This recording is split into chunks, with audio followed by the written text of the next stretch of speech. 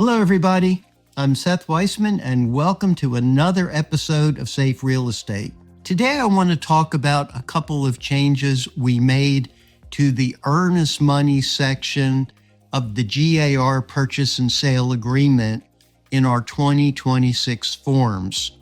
And we made two changes that are worthy of discussion. The first change we made had to do with brokers acting as the holder of earnest money. And one of the problems we've had this year is, first of all, we've had many more disputes over who gets the earnest money.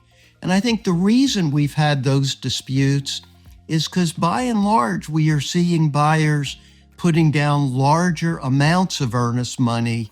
And when there is a dispute, we are seeing more buyers hiring lawyers to try to help them get back their earnest money. In any event, the problem that we sometimes see are lawyers accusing the realtor holder of the earnest money of not being able to be fair and to make a neutral decision regarding the earnest money, because what the lawyers are arguing is that since you are representing one of the parties in the transaction, you cannot be unbiased. So we actually added language to the contract that acknowledges that the broker holder is in fact representing one of the parties in the transaction, and that does not disqualify the holder from making a reasonable interpretation of the contract in the event of a dispute. And I hope that by adding this language, it will allow broker holders of earnest money to continue to do the job which they have done for all of these years.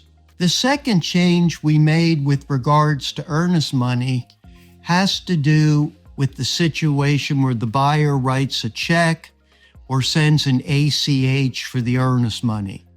Now, there are a lot of brokerage firms and a lot of closing attorneys that will no longer accept a check or an ACH. They will insist that the earnest money be wired, but there are also a lot of brokers that will accept a check or an ACH.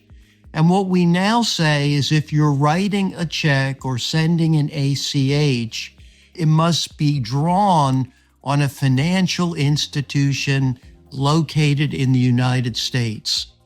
And the reason that we made this change is we've seen, unfortunately, a lot of cases of fraud when checks are written on foreign banks.